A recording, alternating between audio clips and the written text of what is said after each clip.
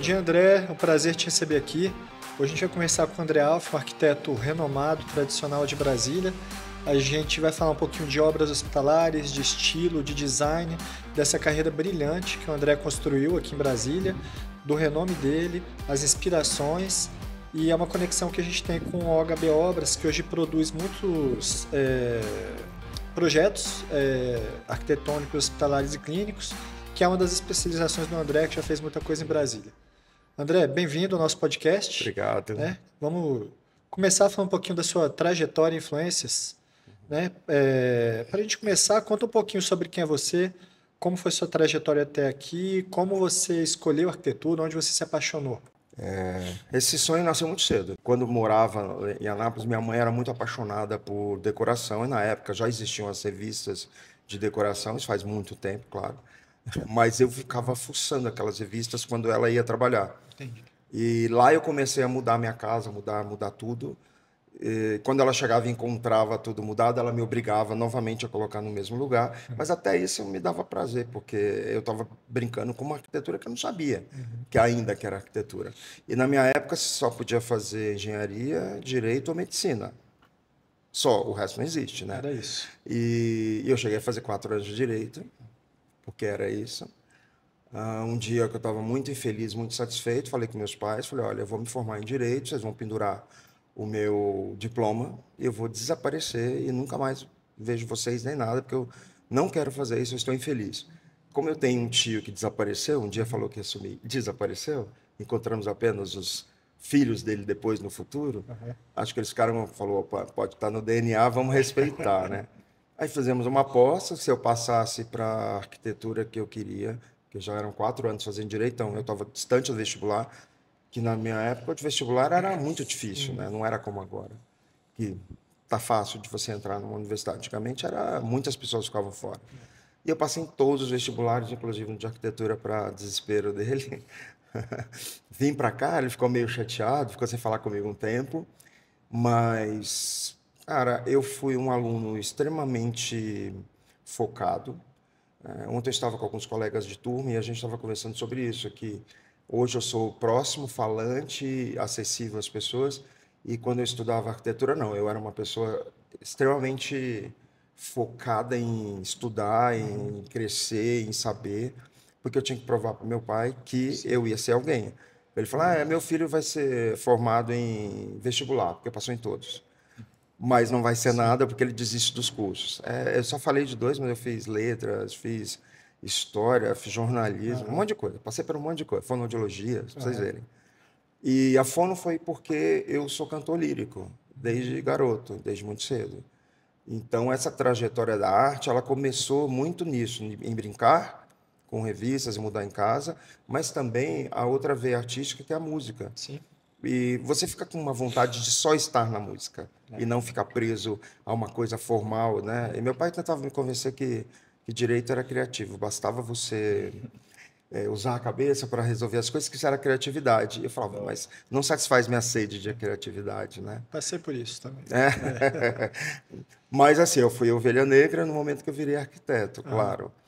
Mas ao me formar, eu já tinha meu apartamento próprio, eu estava indo para os Estados Unidos ficar 2 meses também por minha conta, e tinha um carro de luxo, tudo por minha conta. Isso me formando em arquitetura. Então, ele ficou muito orgulhoso, porque ele falou, você foi meu primeiro filho que não precisou de mim, se virou, e eu achava que não ia dar em nada. Isso porque, além de estudar muito, eu comecei a trabalhar muito cedo. Né? Eu comecei primeiro com 17 anos a fazer decoração de loja, de vitrine de loja, junto com um arquiteto que fazia isso. Depois eu tive uma namorada que era arquiteta, aí eu descobri o que era arquitetura, e cada vez mais o direito ia se afastando da minha vida, porque eu ia gostando de arquitetura. E um dia resolvi vir para cá, fazer vestibular, passei, e minha mãe ainda dizia, tem certeza que é você?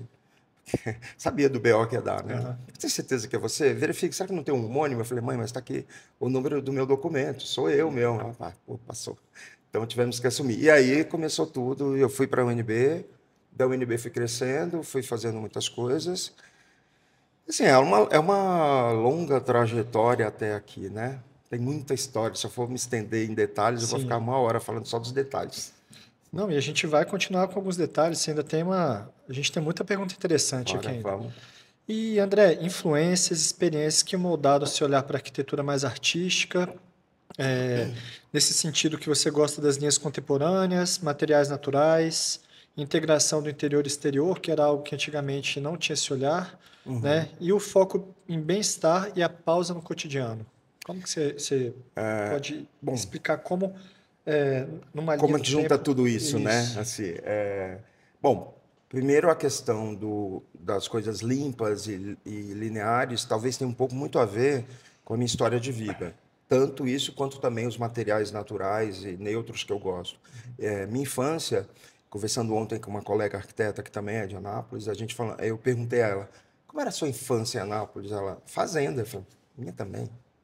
Ah, chupar jabuticaba no pé, a minha também. Essa era a nossa referência. Então, nós tínhamos referências de madeira, de tijolo, de pedra, de tudo isso. Isso veio comigo, né? Eu me lembro que meu primeiro trabalho nessa linha foi uma pizzaria que, inclusive, eu ganhei 3 prêmios nacionais com Olha ela, só, que chamava Querubina, que tinha aqui na eu 308, lembro se não me dessa. engano, É, 307 Sul. E ganhamos 3 prêmios nacionais com ela, porque ninguém fazia aquele trabalho. E foi muito interessante, porque eu falei com o Kaká na época, eu falei, olha, eu gostaria de fazer assim. Ele falou, pô, não sei. No dia seguinte, ele me manda mensagem, estou em Belo Horizonte, na demolição de uma fazenda, comprando material. Eu falei, peraí, mas eu te falei ontem, você não tinha certeza, você está em Belo Horizonte já? Ele, comprei a ideia, vamos fazer e tal. legal. E foi incrível, porque foi a primeira vez que eu consegui impor algo meu, porque Entendi. geralmente quando você fazia as coisas em Brasília era tudo branco, né, ou com concreto, não muito, esquadrias limpas e tal. A parte limpa vem muito de, talvez, porque eu sempre tive muito problema com muita informação. Eu nunca gostei de muita informação. Eu me lembro de ir na Blockbuster, eu não conseguia alugar nenhum filme porque era muita informação. E aquilo me deixava extremamente angustiado. Eu ia embora sem alugar nada. E outra coisa de antigamente, né? Alugar filme. Mas hoje se repete no Netflix, né? Aí eu fico lá passeando. Mas pelo menos é mais rápido, eu posso ir um por um olhando, é mais fácil, né? Mas uma coisa que ali foi me mostrando eu tenho prazer e gosto muito de texturas, de materiais. Mas eu não gosto de ambientes pesados, eu não gosto de ambientes que carregam muita informação, porque eu acho que essa informação demais às vezes não é perceptível, né? Você tem que sempre pensar para quem você está fazendo. Então, quando eu estou fazendo uma loja, uma clínica, um ambiente comercial, eu não penso no cliente, eu penso no cliente do cliente. Como é que esse cliente vai se, né, do cliente, ou paciente, ou cliente, quem quer que seja, como é que ele vai se portar, o que que ele procura, o que que ele quer, o que que ele espera. Exemplo, clínica, geralmente, eu procuro fazer a recepção nada a ver com clínica, que seja muito mais a ver com uma história que a pessoa ali vai ter, evitar os vermelhos de sangue, né? Evitar as cores de hospital, que lembra ele estar no hospital. Eu procuro que ele esteja numa casa. Se ele está numa casa, ele está num lugar confortável. Se ele está num lugar confortável, ele não exige do médico uma velocidade que é impossível para o médico. Porque vocês já viram que isso é um problema que sempre acontece, né? Quem espera quer rapidez, mas quem está sendo atendido quer demora, quer atenção, quer zelo, quer cuidado. E aí, na arquitetura, a gente aprendeu a fazer isso. Deixa ele à vontade, entregue mais coisas para ele fazer, ele não vê o tempo passar. Depois disso, ele, quando for para trabalhar, né, quando passar para dentro com o médico, ele vai poder ter mais tempo com ele e o médico também vai poder ter mais tempo. Então, o profissional de saúde, ele às vezes vivia muito isso, mas as clínicas no passado, elas eram frias, quase se assemelhavam a hospitais. E aí, essa foi uma luta que a gente teve, eu faço parte da associação, já fui delegado da associação para o hospital, né, para o edifício hospitalar, há muitos anos. Eu me formei em arquitetura hospitalar em, acho que 87, se eu não me engano. Não, desculpa, 97. Exagerei. Me formei em 97 em arquitetura hospitalar e de lá para cá venho trabalhando. Eu trabalhei também com o Ministério da Saúde, com Nações Unidas, Organização Pan-Americana de Saúde, dentre outros órgãos. Isso me deu uma bagagem enorme de aprendizado, de experiência, e foi delimitando muito do meu gosto também, porque aí quando a gente fala de bem-estar, a arquitetura hospitalar me auxilia, inclusive, quando eu vou fazer uma arquitetura residencial, porque eu entendo muito bem de fluxo, eu facilito o fluxo. Eu entendo muito bem de bem-estar, então eu facilito isso também. Iluminação natural, ventilação natural, todas essas coisas foram nascendo. Se eu for falar do passado, no Brasil eu gostava muito do Vila Nova Artigas, que era um arquiteto brutalista, fez a FAU da USP. E eu sempre gostei muito apesar do brutalismo dele, ele tinha um desenho muito fácil de se entender. E isso eu achava bacana, né? Que é uma visão que você consegue olhar e perceber. A arquitetura não precisa falar por ela. Não precisa que você descreva. Quando você começa a descrever, a arquitetura está se perdendo um pouco, né?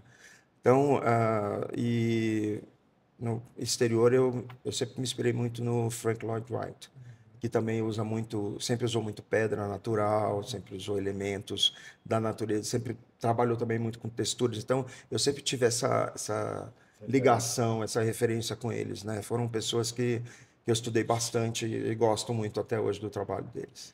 Pô, legal, André. E a gente viu também que na tua trajetória você foi conseguindo conquistar muitos clientes high-end, né? Então, assim, qual que foi o ponto de virada ali onde você conseguiu entrar nesse nicho e penetrar? Porque a gente sabe que tem um tempo de aceitação, reconhecimento, né? Tem todo um ciclo, né? Tem algum projeto especial que te levou para esse lugar? Eu acho que sim, uma das coisas que mudou muito, hoje em dia nós temos um trabalho muito pautado no Instagram, nas imagens, nos trabalhos de mídias e tal. Mas no passado nós não tínhamos nada disso. E nós tínhamos muito poucos veículos que nos davam oportunidade, espaço. Eu comecei a fazer, por exemplo, Casa Cor, menino, eu tinha 90, fui em 96 isso, né? Então eu era muito jovem, já começando. E lá virou meu laboratório, onde eu podia mostrar coisas que às vezes o cliente não deixava. Porque a Casa Cor de antes é muito diferente da Casa Cor de hoje, em tamanho, proporção e visitação.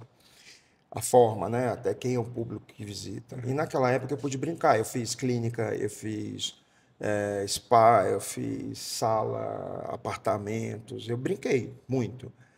E aí foi bem interessante que eu acho que um ponto que me ajudou foi quando o Correio Brasiliense fez uma página minha inteira, colorida, com fotos em cor, falando só minha, e falando sobre o meu trabalho e descrevendo cada foto que estava. Eu fiquei chocado. No dia seguinte, todo mundo queria saber o que foi que eu fiz, quem eu paguei, quem eu conhecia. Aham. Eu não conhecia ninguém, eu não paguei a ninguém. Eu nem sabia que a matéria estava sendo feita. Aham. Foi uma surpresa, assim. Depois teve uma revista agora que eu não estou conseguindo lembrar o nome, se foi... Porque não foi naquela época, tinha Caras, né? Mas não foi Caras, foi uma revista mais séria que colocou os 10 arquitetos que eles consideravam mais influentes, mais importantes na cidade. E na época eu tinha assessoria de imprensa, o cara pegou e me trouxe, né? E falou, ó, tô lendo aqui, entre os 10, tá você. Eu falei, que história, mentira. Eu, leia aí, ô incrédulo, né?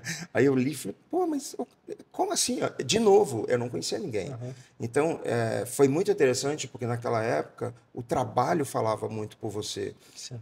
Hoje a gente está vivendo um momento que a gente precisa falar do nosso trabalho, falar muito da gente. Eu estou aprendendo a fazer isso, estou aprendendo a me adaptar a esse tempo moderno. Eu sempre fui uma pessoa muito low profile, muito discreta, muito... Eu nunca gostei de aparecer, assim, foi muito difícil. Eu me lembro com os 30 anos, mais ou menos eu tinha 30 anos, e quando isso começou a acontecer, eu me lembro de viver uma ansiedade, sabe? Assim, as pessoas estão me vendo. Sim. E aconteceu essa semana já 2 vezes, engraçado que nessa semana aconteceu 2 vezes, de encontrar pessoas que se lembram de mim numa propaganda da Delano, onde eu era o garoto propaganda deles. Eu assumi o lugar do Rodrigo Faro na época, e eu estava em todos os outdoors da cidade. E até hoje alguém fala, você é aquele cara que estava no outdoor? Eu falo, cara, Olha só. quase 20 anos depois. Que incrível, né? Aham. Que as pessoas se lembrem. Então, aquela época eu acho que era uma época diferente, onde havia uma conexão mais demorada, mas eu acho que até era uma conexão um pouco mais estruturada, sabe? Hoje a conexão é muito rápida, então você precisa estar constantemente se renovando, colocando e trazendo, porque ela é muito rápida. Mas eu acredito que essa trajetória um pouco mais devagar e um pouco mais consolidada me ajudou a crescer. Perfeito. Bom, você tem no seu trabalho, existe uma força muito grande na atmosfera. A gente tem notado isso, e essa atmosfera que você está falando. Mas, por outro lado, quando se fala principalmente de arquitetura hospitalar, de clínicas, ou mesmo residencial, a função do espaço também é importante. Sempre. Como é que você conecta a função com a beleza? Bom, por exemplo, quando eu construo um prédio, uma casa, uma clínica, que é construção, eu nunca vou nascer disso apenas pelo interior. E eu costumo brincar. Você adoraria que a sua cara tivesse a cara das tuas entranhas? Imagina se você parecesse com tudo que você é por dentro. Então, quando você não pensa o externo e o interno simultaneamente, você corre o risco de ter uma arquitetura pobre, de ter uma arquitetura que não reflete a espera de uma estética boa, de uma estética sólida, porque a estética sólida é algo que você faz hoje e daqui 40 anos, 60 anos, ela precisa, né, estar aí, ela precisa perseverar, ela precisa continuar impondo e continuar trazendo alguma inspiração. Então, muitas das coisas que as pessoas veem e se inspiram e se apaixonam em Brasília foi construído na década de 60. Essa boa arquitetura, ela tende a crescer. Algumas pessoas criticam muito o Niemeyer, que era um escultor, fazia grandes obras bonitas externamente, mas que internamente não funcionavam tão bem. Alguns prédios eu concordo, já trabalhei em alguns que realmente era um pouco difícil, porque a janela abria onde era o concreto, mas onde ela deveria entrar o vento para você não abria. Isso para mim é um problema. Mas eu não concordo que sejam todos, e também acho que existe uma questão da estética, mas também existe uma questão do cliente, né? O que que o cliente quer, o que que lhe agrada como estética. Nós arquitetos muitas vezes temos um sonho, temos um estilo, uma vontade, mas nós temos um dono daquilo e nós temos que satisfazer, ou seja, procurar usar a nossa técnica, a nossa capacidade para satisfazer essa técnica, essa expectativa dele dentro, né, do gosto. Então, por isso que toda vez que eu estou fazendo um projeto, ele nasce de dentro para fora e de fora para dentro. Não existe faça uma planta, ele vai virar depois um prédio. Não, é tudo junto, acontece tudo ao mesmo tempo. Na minha cabeça, é como se eu tivesse sempre todas as imagens em 3D. Isso sempre foi assim. Para mim, sempre funcionou bem assim. Existe um termo que é muito usado, acho que todos nós usamos, né? Um senso comum que é, nossa, esse lugar parece um hospital. Sim, É uma espécie de crítica, né? é, Mas a gente tem visto que seus projetos, os hospitais, são bem diferentes desse conceito. sim. Como é que você pensa esses projetos e quais são os argumentos que você usa com os contratantes para convencê-los a ter esses espaços tão acolhedores? A humanização, né? É uma discussão muito grande dentro da área da saúde, que é a humanização. Eu fiz aqui em Brasília a primeira casa de parto da América Latina. E da América Latina, imagina, todas as outras que existiam não eram aprovadas, elas não tinham licença da vigilância. Essa não, nós conseguimos fazer uma casa de parto maravilhosa, super gostosa, aconchegante, dentro dos parâmetros, atendendo todos os pedidos e parâmetros necessários para ser feito. Quando eu trabalhava no Ministério e trabalhava junto ao SUS, eu trabalhei num programa que chamava RefoSUS. Lá dentro nós discutimos muito isso, a humanização. O que que nós podemos fazer? Porque independente, né? Você tem que pensar que independente de ser público ou privado, o ser humano é o mesmo. Ele também, independente da classe, ainda é o mesmo. Ele quer conforto, aconchego, acolhimento, ele quer se sentir num lugar que faz dele uma pessoa tranquila. Porque quando você chega no hospital, é por ansiedade. O que que você mais quer? Que quem te recebe, principalmente para fazer, né, a sua primeira anamnese, sua primeira entrevista, é que ele te deixe confiante, tranquilo de que aquilo vai dar certo. Depois nós começamos a passar isso para as clínicas. E nas discussões que nós sempre tínhamos, porque o que é interessante quando você trabalha num projeto tão grande como foi o RefoSUS, eu tinha reuniões com pessoas de todas as áreas, engenheiro clínico, médicos, advogados, todas as pessoas voltadas para a área hospitalar. Então, tínhamos toda aquela preocupação de baixar a infecção hospitalar, porque é uma preocupação de grande a pequeno, né? Você tem que ter esse norte. Lá eu aprendi como é que a gente precisa fazer uma limpeza. Hoje em dia, nem na minha casa joga água, porque não precisa. E quando não precisa jogar água, você não está proliferando bactérias e, ao mesmo tempo, você está protegendo o meio ambiente. Que eu sou muito ligado nessa coisa do meio ambiente, causas animais, e isso faz parte da minha vida.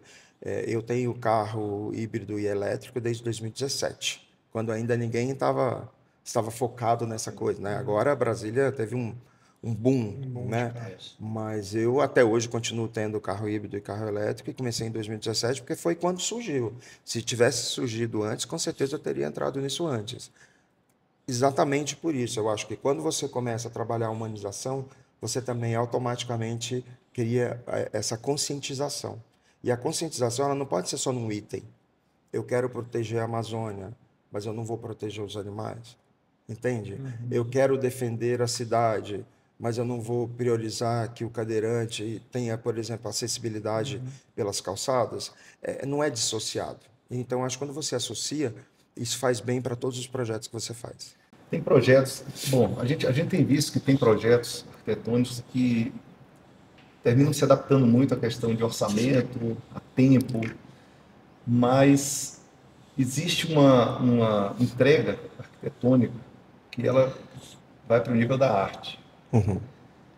Você consegue identificar facilmente os projetos que dá para fazer um trabalho de arte e uns que dá para adaptar esse processo todo, que envolve financeiro, envolve a parte de tempo? Como é esse desafio no dia a dia?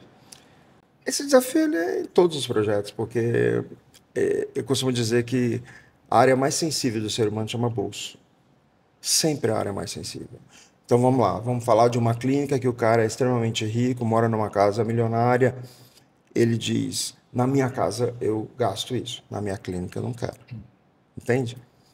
E aí eu tento convencer ele ele não precisa gastar tanto, mas ele precisa fazer pensando no cliente dele. Então, se ele tem poder aquisitivo, eu não vou fazer ele gastar de forma errada. O que eu vou fazer é que ele tenha um gasto inteligente. Porque também não adianta você ficar aquém do que você quer entregar, porque as pessoas não são burras, elas percebem. Elas vão lá e vão entender que tem algo ali que não condiz com o valor que você cobra, que não condiz com toda a experiência que você diz ter. A capa do livro conta muito, sim. Tá? E conta nos próprios livros mesmo. Você está numa biblioteca olhando lá, você está numa livraria, a capa bonita te atrai. Depois você vai saber o conteúdo daquilo. O projeto é a mesma coisa. Quando você chega numa recepção, ela diz muito sobre você, sobre o seu trabalho, sobre a sua competência. Então, o que eu busco é entender como é que está a situação financeira e eu me adapto para fazer bonito, seja em qualquer uma delas. Estar bonito, estar aconchegante numa clínica não tem a ver com custo. Tem muito mais a ver com a forma que você administra a sua verba para fazer isso, entende? Certas coisas, sei lá, eu posso colocar uma lona tensionada para trazer uma luz de dia que deixa o lugar mais confortável. Mas se o meu cliente não é capaz de pagar por ela, eu nem vou pensar nisso. Eu vou achar uma outra solução que também dê um bem-estar no lugar, mas que não necessariamente significa gastar dinheiro a rodo desnecessariamente. Até porque eu acho, gente, que tudo que você gasta consciente é investimento. E por mais que seja R$10, se você está gastando errado, você está perdendo dinheiro. E eu não trabalho nessa linha de perder dinheiro. Eu fui criado por um pai árabe, né? Então e uma mãe que era mais árabe do que ele, assim, que ensinou muito como administrar as coisas, o dinheiro, como dar valor, né, ao que você ganha, dar valor àquilo que você conquista e também dar valor ao que o outro conquista. Respeitar. Esse respeito ele precisa ser mútuo. O cliente precisa acreditar em mim, que eu estou do lado dele e quero proteger ele. E eu preciso acreditar que ele está dizendo a verdade para que eu atenda da melhor maneira. Não adianta você se portar como um milionário e depois não dar conta. Ou então, como um pobre, depois eu chego lá para comprar um sofá de, sei lá, 5 mil e ele, não, odiei. Aí ele olha para o sofá de 100 mil e fala, peraí, se você não tem dinheiro, como é que você está saindo de 5 para 100? Porque a diferença existe, né, gente? O mobiliário, ele, conforme ele vai ganhando nome e sobrenome, ele vai aumentando o preço, é o valor agregado. Então, mesmo na decoração, eu tenho como fazer bonito com menos. Depende do objetivo do cliente e do dono da clínica. Sim. Como é que você lidar com a questão do bom gosto? Que é tão subjetiva e depende de bom gosto. Existem 2 caminhos. O bom gosto, quando é a sua casa, é uma forma de lidar com ele. Quando alguém chega e me diz assim, eu queria que você me ajudasse porque eu não tenho bom gosto. Fala, não, vamos começar por uma coisa. Todo mundo tem bom gosto, porque tem um gosto que lhe satisfaz. É bom para você. O que é bom para você? O seu gosto. O que te faz sentir em casa? O seu gosto, a forma que você se sente bem. O que eu devo oferecer nessa hora? A técnica, a capacidade de mesclar e a capacidade de não deixar ficar over aquilo que não deve. Né? Então, eu preciso que uma casa, por exemplo, tenha uma unidade. Eu preciso que uma clínica tenha uma unidade. Você gosta de cor? Qual cor? Essa cor? Não dá, mas essa já dá. Onde você pode usar, por exemplo, numa casa, numa clínica, eu posso usar no lavabo. Não vai incomodar ninguém um lavabo diferente. Muito pelo contrário, né? Quando a pessoa vai no lavabo, ele é diferente, ele volta te contando. Pô, vai lá ver o banheiro. André, Né? uma pergunta. Então, assim, eu vejo isso muito mais como uma curadoria, por exemplo, né? Então, porque existe o conceito de belo, que às vezes não é conhecido por todo mundo, né? A gente tem e quando a gente vai falar em gosto, o gosto é aprendido também, né? Então, assim, se você passa por belas artes, você conhece um quadro, a história da arte, a história da arquitetura, né? Então, às vezes a pessoa tem um bom gosto que serve a ela.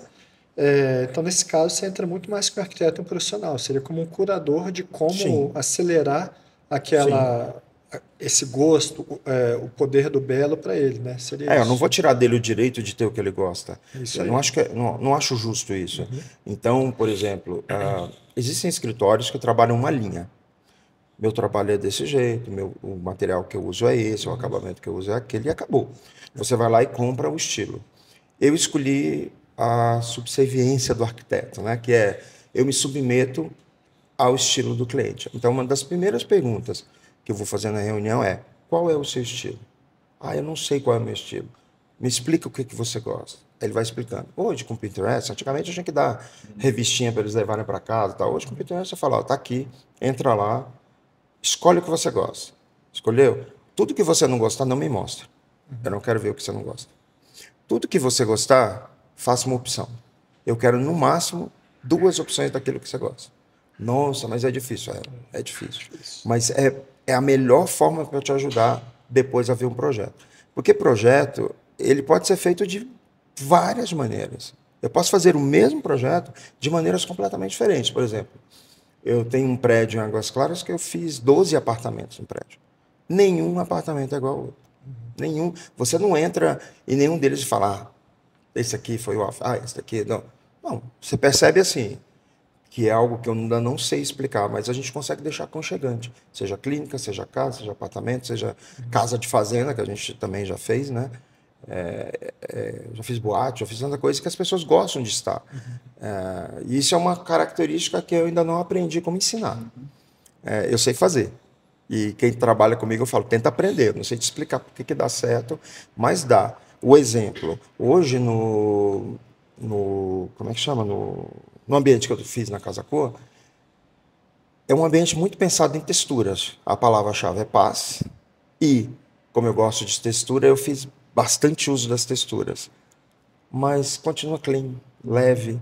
Essa, inclusive, seria a minha próxima pergunta. Ah, O que a gente pode esperar, né, na Casa Cor? O que eu noto eu sempre acompanho a Casa Cor ali, mais ou menos desde o ano 2000 ali, e a gente vê que hoje mudou muito a dinâmica do evento. Hoje é um evento maior, maior. né? Então, assim, você tem antes uma coisa que você não tinha na praça de alimentação, ou seja, tem uma praça com restaurantes renomados ali Sim. dentro. Então, você chama a atenção de muitas pessoas, até pelo advento das mídias sociais. Então, isso tem gerado, a exposição tem gerado o interesse das pessoas sobre arquitetura, sobre design, sobre cores, sobre texturas, né? Então, assim, como é que você vê esse crescimento, essa exposição? Hoje o arquiteto também se torna basicamente um artista, não só um arquiteto, né? A partir dessa exposição, que na minha cabeça é positiva. E o que a gente espera num momento desse da Casa Cor, que acho que é um momento grandioso e muito proveitoso, né? O que a gente pode esperar do André lá dentro da Casa Cor? Então, eu acho que cada um ali acaba criando o seu personagem para criar o seu ambiente. Eu nunca sou muito ligado no modismo, até porque como eu busco seguir os parâmetros do cliente, eu não vou me ligar a modismos. Sim. Não me ligando a modismos, hoje, por exemplo, a Pantone, os tons estão terrosos esse ano para a Pantone. O meu ambiente não tem absolutamente nada. Com exceção dos vasos, que tem tons terrosos, porque geralmente vasos naturais têm tons terrosos, o restante é extremamente clean, é extremamente moderno, cores neutras. Mas eu estava pensando, como eu pensei em paz, eu pensei em bem-estar. Então eu imaginei um apartamento, por exemplo, da Asa Sul, que tem aquela sala boa, que tem uma varanda legal, um espaço bom para você quebrar e transformar numa cozinha gourmet, né? Então foi isso que eu fiz. Eu busquei fazer isso lá. O que que eu acho diferente das mídias, né? Do que você vê na mídia e quando você vai ver ali? Ali a gente está pondo a cara a tapa, ali a sua cara está a tapa. Quando você está na mídia, não sei se vocês já observaram, às vezes existem fotos muito bonitas em alguns perfis, mas elas são apenas inspirações, elas não são projetos. A pessoa não está se expondo, ela está expondo um gosto. Eu gosto disso, que ficou muito bonito, mas não é uma autoria. Você não foi lá e mostrou se você realmente sabe fazer aquilo. Casacou, não. Você está pondo a cara a tapa e se você errar, não tem jeito. Vai ficar 2 meses exposto ali o teu erro. Não quer dizer que a gente não erre, não quer dizer que a gente não erre em algum detalhe. Eu acho que perfeito ninguém é, todo mundo erra em algum ponto. E até uma coisa que eu discuto muito com o cliente, né, que eu nunca vou prometer para ele que eu sou perfeito, mas eu vou prometer para ele que eu vou buscar ser. E quando eu errar, eu prometo que eu vou tentar consertar. E sempre tem uma solução, gente. A gente está fazendo as coisas, parece um pilar no meio da história. Você dá um jeito. Aparece uma viga invertida, ligando dois ambientes que você queria integrar. A gente vai dar um jeito. E às vezes o jeito é melhor do que o projetado, sabe? Então eu não vejo de forma negativa os desafios. Você falou desafios. Eu não vejo o desafio como uma coisa a se temer. Às vezes eu acho que o desafio nos faz crescer, faz trazer coisas novas. E André, falando sobre parcerias, né, a gente vê aqui como na OHB Construtora uma parceria muito forte com arquitetos e, é claro, com o cliente. No final, a gente tem a empresa de arquitetura, a gente tem o arquiteto, o construtor e os dois olhando no final para o cliente, né? Na construtora, a gente tem um olhar muito crítico numa forma positiva do que o arquiteto quer entregar. Então, assim, se é um arquiteto high-end, a gente sabe que o cara quer entregar no prazo, a gente sabe que o profissional quer entregar o melhor acabamento, né? Não, o desejo é que não se modifique aquele projeto, porque a gente sabe que às vezes no projeto executivo alguma coisa tem que ser modificada, ser ajustada, né? Então, assim, como que você olha? Então, assim, a gente tenta olhar muito isso, deixar o projeto do arquiteto com o máximo de originalidade, cumprindo o prazo, porque às vezes quando a construtora não cumpre o prazo, a gente sabe que o arquiteto também leva uma surra, digamos ali, assim, porque aí fica aquele jogo, não, isso foi erro do projeto, não, foi erro do arquiteto, né? Então a gente tenta fazer muito essa parceria. Hoje, como que você escolhe as construtoras? Como que você vê essa evolução também entre a relação de arquitetura e construção? Eu vejo da seguinte forma. Primeiro que o parceiro, para mim, ele precisa ser aquele parceiro que eu tenho convicção de que ele não vai fazer mal ao cliente. Porque, geralmente, o cliente acredita na nossa indicação e ele espera que a nossa indicação seja a melhor indicação. Nós também esperamos isso, mas eu costumo até brincar assim, você tem certeza que teus filhos vão fazer tudo o que você quer? Tudo que você pediu, tudo que você orientou? Não.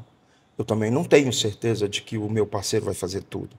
Mas minimizar os problemas eu percebo que tal empresa está tendo problemas. Eu tiro ela do hall, né? Infelizmente. E às vezes eles vêm conversar comigo e eu falo, cara, me mostra que você melhorou. Não só consultora, mas fornecedores, né? Em geral. Me mostra que você corrigiu, que você melhorou, que você não vai dar problema. Beleza, conta comigo. Né? A outra coisa se você tem problema, né, na obra, o último que tem que saber é o cliente. Isso aí. Entende? Então, se você tem um problema na obra, seja de atraso, seja de discrepância e tal, primeiro os parceiros se reúnem e resolvem. Para o cliente, eu procuro informar assim, olha, houve um problema aqui, eu até digo, eu evito a palavra problema, eu costumo usar situação. Houve uma situação aqui que aconteceu isso e isso, e nós demos essa solução. Então, quando ele já sabe, já está solucionado.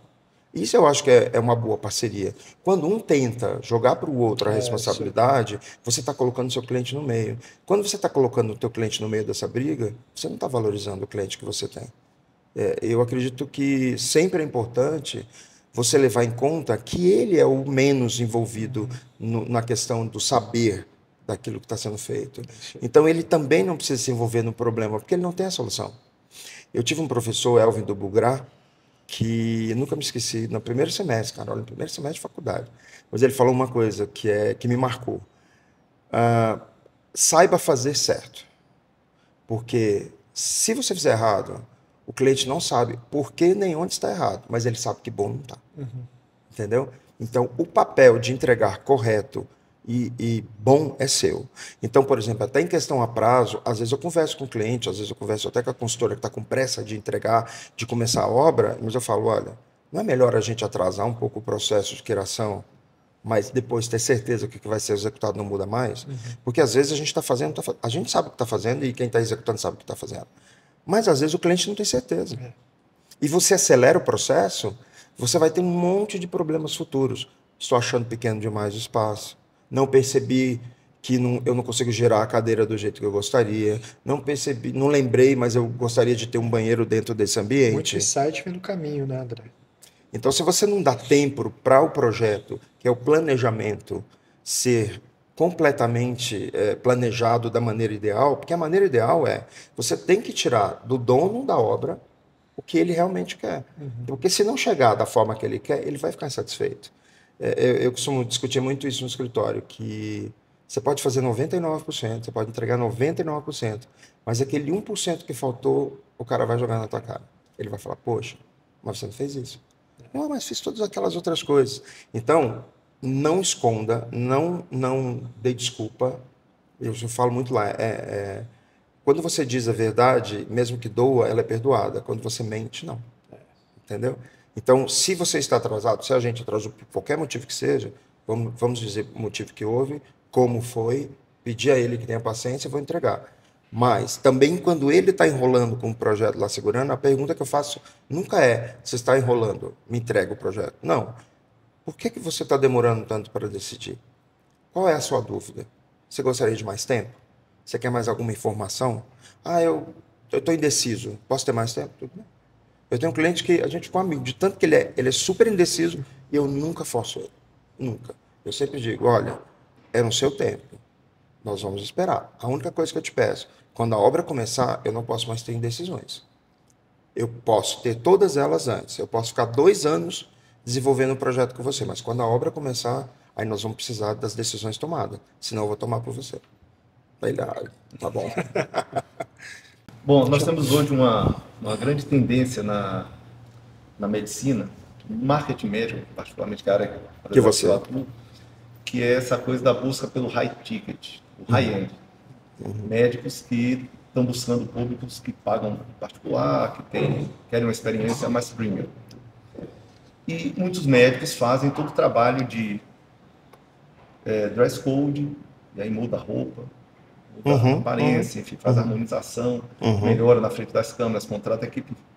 Mas a arquitetura é a parte em que o cliente vai encontrar esse médico. A imersão é ali, né? A imersão é dentro do espaço onde o médico atende. Né? Como é que você ajuda esses clientes nesse processo de a imagem que ele está querendo construir ser complementada ou ser construída também com o espaço arquitetônico? Então, eu posso citar o nome de algum cliente? Pode. Então, porque, por exemplo, tem uma clínica que nós fizemos, chama Moretti, que é de odontologia. E eu acho aquele case muito bacana, muito interessante.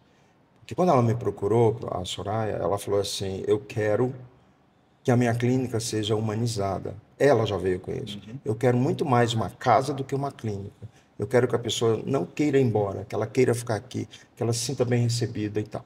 Fizemos, fomos desenvolvendo, fomos discutindo, apresentamos uma opção, depois foi outra e tal.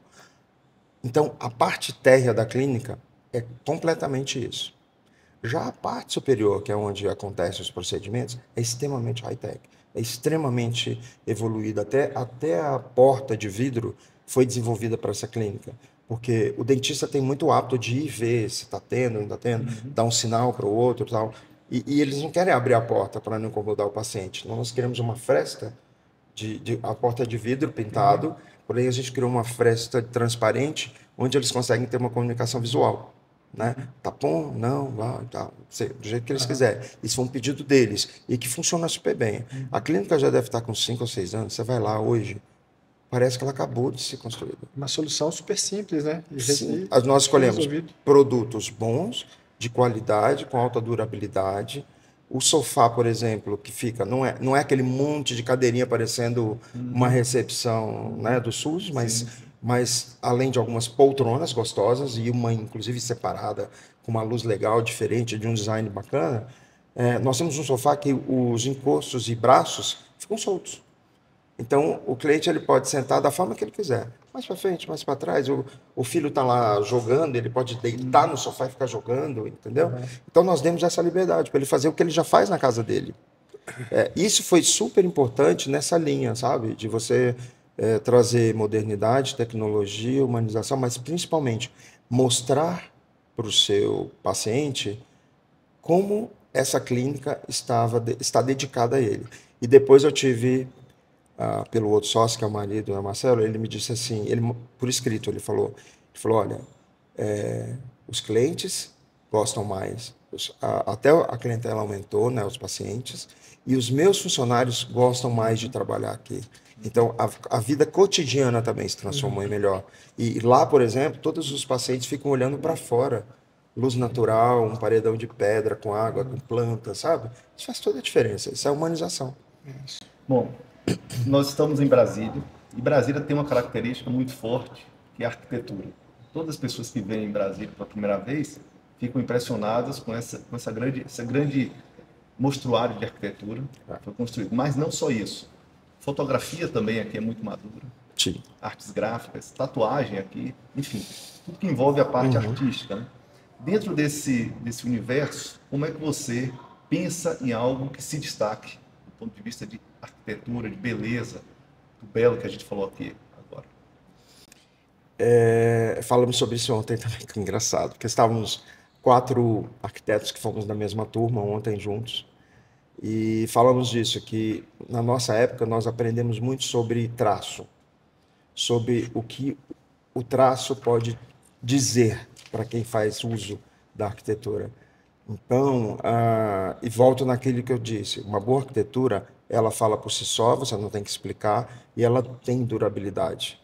Então, mesmo que você chegue numa cidade como Brasília, você não é obrigado a replicar Brasília hoje, né? Por exemplo, chegou uma hora também que eu acho que, por exemplo, citando aquele exemplo que você disse da clínica, né, parece hospital, eu tenho ouvido muitas pessoas dizerem assim, nossa, mas a gente vai ver as casas, todas parecem clínicas. Não sei se já devem ter ouvido isso. As casas aqui todas parecem clínicas. Por quê? Porque algumas pessoas que ainda não sabem estão copiando, mas o ruim de quando você copia é quando você erra na cópia, né? Não ter telhado aparente não precisa parecer uma clínica. Aí vem a diferença de um bom traço, de uma concepção correta, de você não fazer a casa de dentro para fora, de você fazer ela nascer dos dois jeitos. E aí isso eu faço paralelo para a clínica. A clínica também hoje não precisa ser fria, ela pode parecer uma casa, ela pode parecer um spa. As pessoas gostam muito mais, por exemplo, de chegar numa clínica que tem o nome de spa, na clínica, que não é um spa, na verdade, você não vai falar, você não está lá para fazer massagem, você não está lá para fazer certos procedimentos, mas a sua percepção com a palavra spa é de um espaço prazeroso, que vai te relaxar, que vai te remeter à saúde, não à doença. Né? Então, eu acho que nesse momento, nós estamos vivendo um momento em que a arquitetura está precisando aprender a ser aconchegante, a ser mais humanizada. E, num outro paralelo, eu faço com o mobiliário. O mobiliário brasileiro e brasiliense, cada dia melhor. É um design cada dia mais respeitado no mundo. Eu lembro que nós falávamos sempre dos nórdicos. Nós estamos lá, cara, ao pau. A gente tem arquitetos aqui de Brasília, o Samuel Lamas, por exemplo, tem sido premiadíssimo também, Sim. né? Temos vários. Aqui Vários. Nós temos talentos que às vezes não estão brilhando aqui, mas estão brilhando fora. Isso aí. São Paulo, com grandes indústrias, estão vendendo pra caramba. Nós temos vários designers hoje de móveis, e eu falo porque eu também sou designer de móvel. e eu estou criando meus protótipos de novo. Agora eu tinha parado, né? Durante muitas décadas eu parei, mas eu voltei com isso. E engraçado, voltei com as fotos também. Eu sempre também tive a coisa das fotos. Por todos os lugares do mundo que eu fui colecionando fotos. Lembra que eu gosto de texturas. Então, todo o meu trabalho de fotografia é com base em texturas. Eu tenho texturas de grande parte do mundo onde eu fui. E hoje o meu trabalho, eu tenho mais de 7.000 fotos já para eu trabalhar, e isso veio desse olhar que a gente tem aqui de cultura, de arte, de expressão. A cidade de Brasília é uma cidade que tem muita expressão. Antigamente eu percebia que as pessoas vinham aqui e falavam: essa cidade é muito fria, essa cidade eu não conseguiria me imaginar vivendo aqui. Agora eu já tenho amigos que vêm aqui e falam: cara, que sorte vocês têm, olha essa Asa Sul, vocês moram dentro de um parque. Quem mora dentro de um parque? Onde você conhece uma cidade que as pessoas podem sair para caminhar no meio das árvores, entendeu? Mudou, porque as árvores cresceram e aí finalmente o urbanismo pensado começou a aparecer para as pessoas, né? André, a gente até estava conversando agora um pouco, né? Quando a gente faz uma obra de hospital, de clínica, de consultório, a gente tem por necessidade seguir regras da vigilância sanitária. Sim. E que fazem todo sentido, afinal, representa a segurança do cliente, a segurança da saúde pública. Né? E quando a gente passa pelo processo criativo, a gente tem que obedecer essas regras. Sim. E quando a gente fala dos projetos arquitetônicos, então a gente tem que obedecer às regras. Você traz o seu aspecto de bem-estar, de funcionalidade, mas você tem que trazer um aspecto ainda de eficiência. Tudo isso, né, dentro de vários itens ali que a gente tem que seguir, várias regras. Como é que você conseguiu trabalhar e juntar isso tudo de forma hoje tão eficiente nos seus projetos? Eu trabalho com a norma desde a 1889, que é antes da RDC 50. Aham. E isso faz muito tempo, né? Décadas. Então, quando você respeita a norma e não a vê como um entrave, mas sim como um facilitador, porque não é um facilitador, você está lá fazendo, você pega a norma. Quantos metros eu preciso para fazer uma sala de cirurgia de tal grau? Tantos.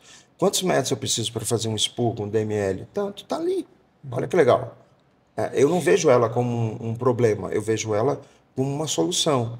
O que é complicado, às vezes, é quando a gente se depara com alguém na vigilância que não está disposto a relativizar um pouco, porque a norma foi pensada e construída muito baseada em hospitais, que tem grandes áreas que ou então você está fazendo partindo do zero e você tem uma liberdade maior. Mas pense, muitos prédios em Brasília têm limitações de altura, têm limitações de largura, e aí, portanto, a gente não consegue fazer 100% o que a norma pede.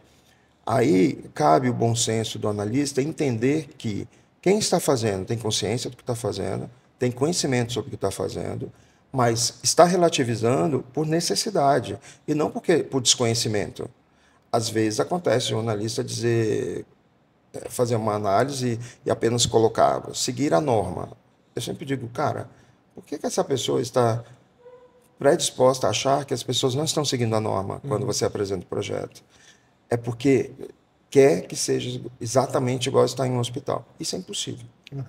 Mas quando você encontra alguém que é mais coerente, que analisa de uma forma que faz esse paralelo, é muito mais fácil. Eu me lembro quando a Rosemary trabalhava e eu e ela fizemos pós-graduação em arquitetura hospitalar, na mesma época, na mesma turma e no mesmo grupo. Então foi muito engraçado porque foi uma coincidência e eu nem sabia que ela trabalhava na vigilância. Quando eu fui fazer arquitetura hospitalar, eu era um arquiteto sem órgão nenhum, eu não tinha trabalho em nenhum lugar. E eu fiz grupo com ela, mesmo assim, nunca passou a mão na minha cabeça. E pela liberdade tínhamos discussões que assustavam às vezes o cliente do lado, né? Não, pelo amor de Deus, se você continuar falando assim, ela vai proibir tudo. E ela mesma falava, deixa que a gente se entende, entendeu? Aí a gente se entendia e dava muito certo.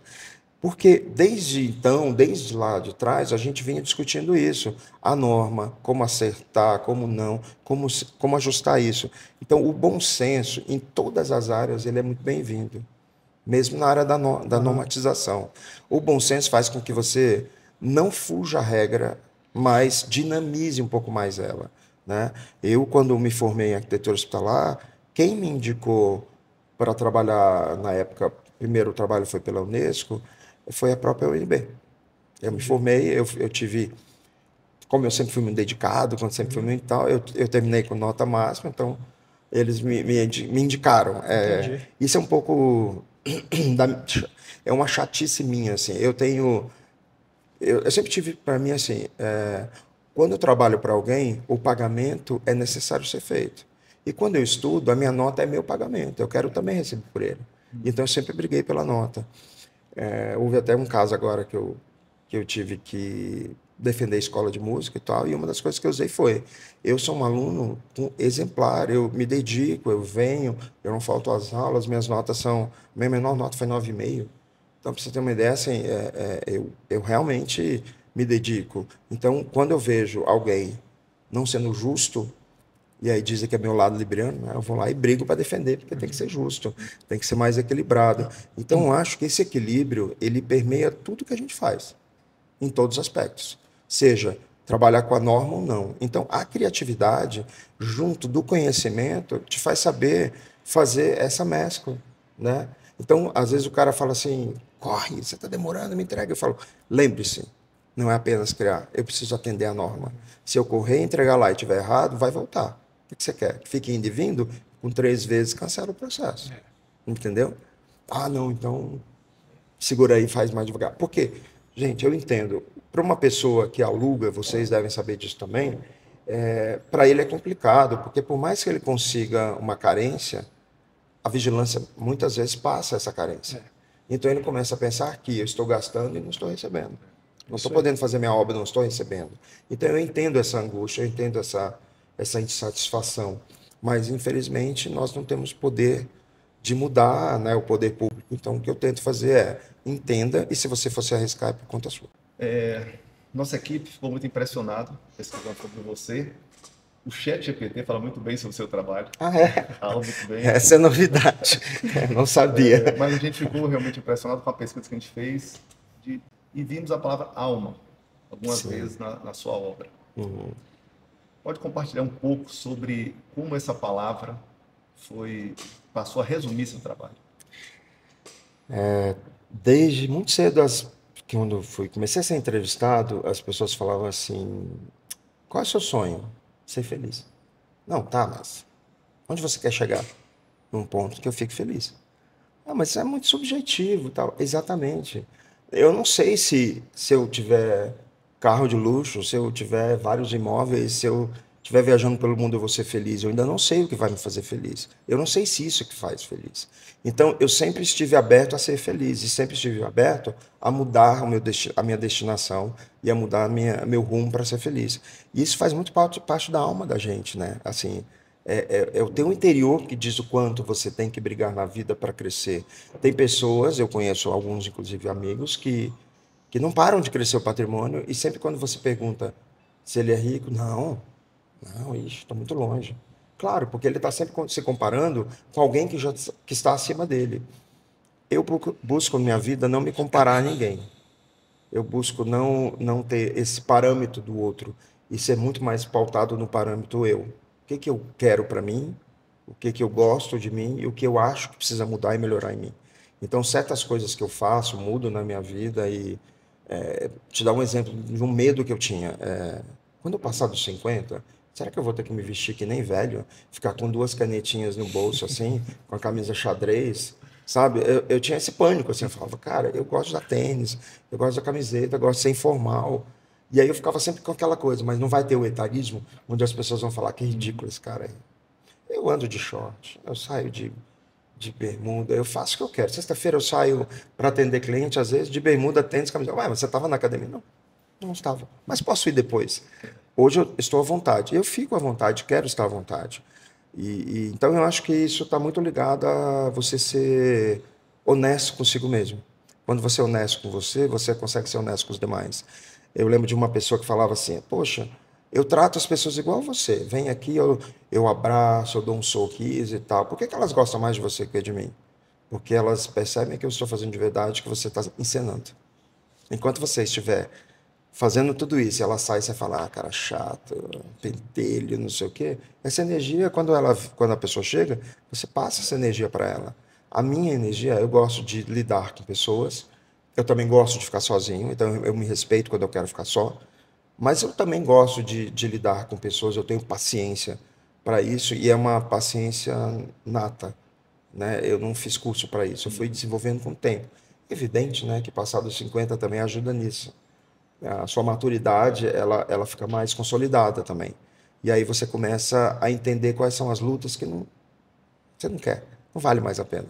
E começa a focar naquilo que vale a pena, para ser feliz, para ter uma alma boa. O nosso ambiente chama Alma em Três Tons. E nós temos 3 tons lá dentro. E estamos conseguindo mostrar a alma do ambiente, que é falar, eu quero que você se sinta bem, que você se sinta em paz. Todos falam, é exatamente o que eu senti. O corpo cansa, né, André? Agora a alma não, né? A alma nunca, Então, né? quando a gente trabalha Aliás, com a alma, a gente fica incansável, né? e a gente tem que tudo botar um pouquinho dela, né? É. Tudo que você gosta. Tudo. Eu gosto de música, gosto de cozinhar e gosto de arquitetura, então me isso. dedico bastante. André, e para a gente finalizar, o que você espera dos seus próximos projetos, que eles transmitam daqui a 30, 40 anos? Pergunto isso porque aqui a gente tem um legado, nossa empresa tem 61 anos, mas a gente fala de um legado de 100, que é do nosso fundador, né? E dentro desse legado ele trouxe o primeiro hospital de Brasília, construiu, cresceu, se reinventou no imobiliário, né? Hoje a gente participa de uma franca expansão do grupo, mas que foi tudo baseado no legado do Dr. Egino, né? Então, assim, o que você espera desse momento? O que você quer deixar? O que você quer que seja reproduzido numa geração futura, né? Eu penso muito nisso. Eu gosto muito de interiores, de decoração, a gente não aprende isso na faculdade, então para eu me desenvolver nessa área, eu fiz um curso de decoração antes também. Eu não gosto de achismos, né? Eu gosto de saber o que eu estou fazendo. Então, eu fui fazer um curso com uma pessoa que sabia, com a Maria Tereza, que já é falecida, mas ela era uma referência. Quando eu cheguei aqui em 89, ela já era uma senhora, mas era uma referência na área. Então, eu fiz questão de estudar com ela, porque era uma pessoa que eu sentia segurança quanto a isso, né? Então, eu acho que todas essas coisas hoje que a gente vem buscando para o futuro é deixar uma história de longevidade do seu projeto. Então, apesar de eu amar a decoração, por que eu gosto de fazer arquitetura? E gosto tanto? Porque eu acho que a arquitetura ela tem mais vida útil. A decoração, e eu acho que ela não tem que ter vida útil mesmo. Porque se você for prestar atenção, a cada 5 anos você muda a sua roupa. Né? Você pode até ser o mesmo estilo, mas muda a roupa. Né? Alguns detalhes, algum corte e tal, até por conta da moda, ou por conta de conforto, porque você vai mudando. Então, é normal que a casa se adapte a você, como a sua roupa se adapta a você. Então, eu acho natural que a decoração ela tem uma vida útil. Em um dado momento, ela começa a se transformar. Como a música é um ritmo, né, André? A arte muda, né? A literatura muda. Eu acho que tudo que expressa você, ele acaba mudando com você também. Mas a arquitetura, ela não precisa mudar. Ela pode ser a mesma arquitetura. A Casa da Cascata é considerado, do Frank Lloyd Wright, é considerado um dos melhores projetos já feitos no mundo. Gente, aquilo tem, né, dezenas e dezenas de anos que aquilo está lá do mesmo jeitinho, no mesmo lugar, e é apenas uma casa, não é um prédio com 20 mil metros quadrados. É uma casa. Normal.